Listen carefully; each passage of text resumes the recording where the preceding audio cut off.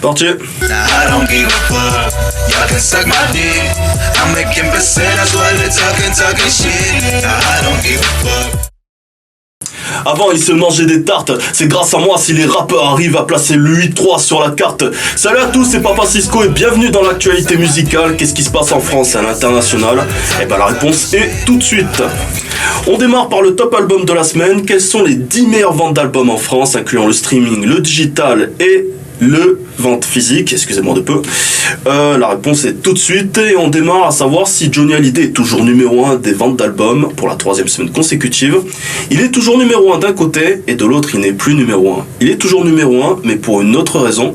Aux côtés de Jacques Dutronc et Eddie Mitchell, son projet Supergroupe Les Vieilles Canailles entre directement en pole position des meilleures ventes d'albums et ce projet s'est écoulé à plus de 55 000 exemplaires en première semaine.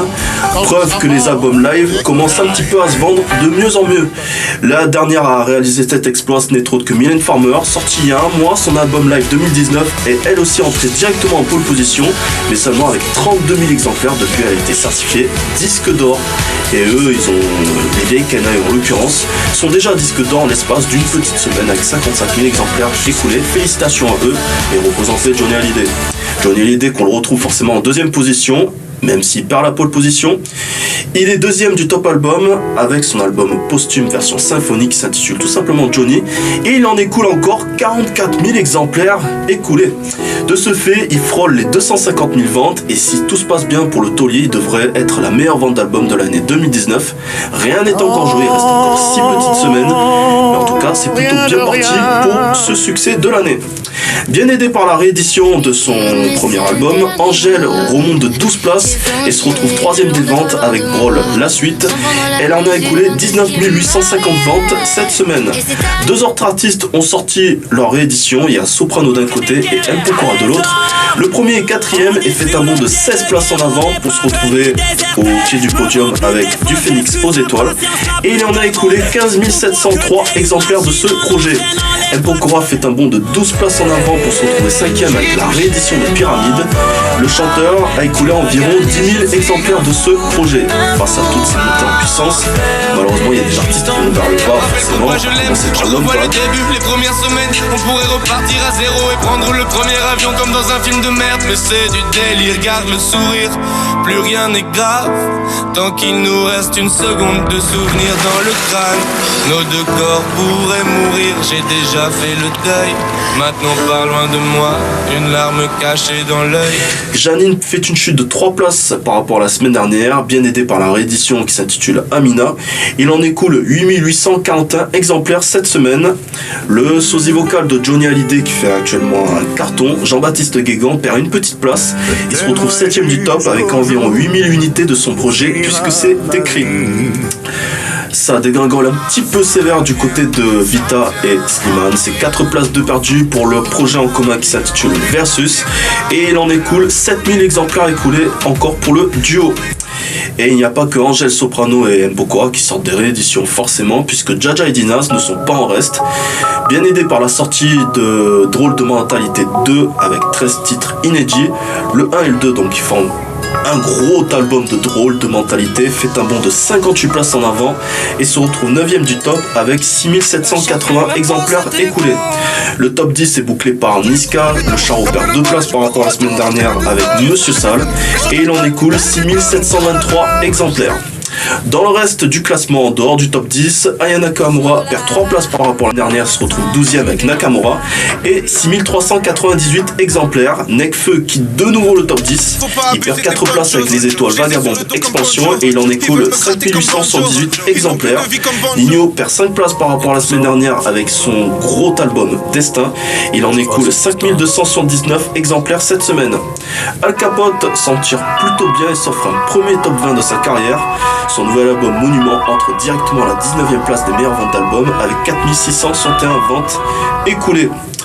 Deux gros artistes malheureusement font une lourde chute. Ça commence tout d'abord par Vald. En concert hier à l'Accord à l'accord Hôtel Arena de Paris. Il fait une lourde chute cette semaine avec Ce Monde XPL, c'est 9 places de perdu et 4277 ventes. Il est 21ème du classement. Et c'est encore pire du côté de Kalash. Pourtant, son dernier album Diamond Rocks, qui est plutôt très bon, de bonne qualité, eh ben, il fait une chute de 20 étages en deuxième semaine. 14ème la semaine passée, il n'est plus que 34ème avec 2117 ventes.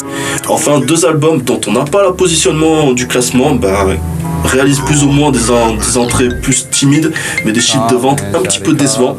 Je parle tout d'abord de C-Boy qui n'a seulement écoulé que 13 012 ventes de son album Twat Life, bien loin malheureusement du chiffre de Spécial sorti il y a 2 ans, avec environ 4000 copies écoulées en première semaine depuis qu'elle a été certifiée disque d'or. Et Ghetto Phénomène malheureusement n'aura vendu que 480 ventes seulement de leur projet Money Time. D'ailleurs, chopez le projet parce que ça vaut d'écouter les Marseillais à leur force. Et même si en termes de chiffres ça suit pas, le projet est lourd, allez écouter ça, c'est disponible en streaming digital.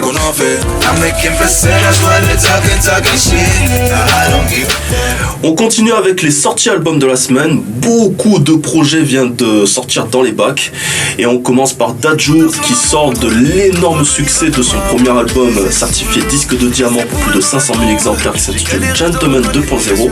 Il est de retour avec un nouveau projet qui s'intitule Poison et il invite Nekfeu, Kobalade ou encore Tessie sur ce projet et c'est disponible dans les bacs. Tory Lanez vient de sortir un nouveau projet qui s'intitule Chiptape 5 comme on dit, donc forcément, qui est autre que la dernière partie de l'épisode qu'il avait entamé il y a 8 ans pour la petite info. Et ben vous avez retrouvé sur ce projet des collaborations avec Snoop Dogg, Chris Brown, Lil Wayne, Ludacris, Fabulous ou encore pour les plus anciens qui connaissent l'époque Murder Inc, Ja Rule, Ashanti est dans ce projet et c'est disponible dans les bacs. Le rappeur de Sergi, Leslie Ja, vient de sortir un nouveau projet qui s'intitule Trafalgar Squad. Jimmy Sissoko ou Bustaflex sont les invités de ce projet qui est disponible dans les bacs. Le regretté Lil Peep vient de sortir un nouvel album posthume qui s'intitule Everybody Changing et c'est disponible dans les bacs, tout comme la rappeuse de Zambi qui vit actuellement en Australie. Elle s'appelle Sampa The Great et elle vient de sortir un nouveau projet qui s'intitule The Return et c'est disponible dans les bacs, tout comme le rappeur parisien Titiz avec son projet Blue Eyes, les yeux bleus pour ceux qui ne comprennent pas trop l'anglais on va dire en quelque sorte. C'est disponible en streaming et en digital. On file en Australie avec deux grosses sorties albums du moment. Il y a tout d'abord le groupe Winston Surfshirt avec Apple Crumble et c'est disponible dans les bacs, tout comme le rappeur Cogs, K-O-G-Z. C'est un rappeur rap conscient, rap écoute trip, ce que tu veux, si vous aimez du bon rap conscient, du rap brut. Son premier album Sans Hollande vient de faire son apparition dans les bacs et vous pouvez uniquement le trouver en streaming digital. Ça s'annonce déjà être un des cartons de l'année, enfin un des projets de l'année du monde indépendant pour ce rappeur. Et on termine avec deux projets. Il y a celui de El Loco et Drini, deux rappeurs de Suisse. Ils ont sorti leur album en commun qui s'intitule Balance et c'est disponible en streaming et en digital. Direction le Sénégal pour le dernier artiste à présenter. Il s'appelle By Mike. Son projet Forza Manjako, produit par Canal 4, vient d'être disponible en streaming et en digital depuis le mois de septembre. Et d'ailleurs, si vous souhaitez soutenir l'artiste en concert, si vous êtes du côté de Dakar, il sera le 23 novembre à Yenkoulene. Si je dis bien le nom, ça doit être ça. Sinon, si vous voulez réserver des places de concert et avoir à l'avance des places, vous téléphonez au 77 572 37 35 ou encore 78 122 10 10. Et en tout cas, c'est un chanteur à suivre de très très près.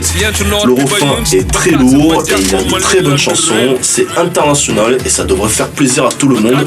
Artiste à suivre de très près dans les sorties albums de la semaine.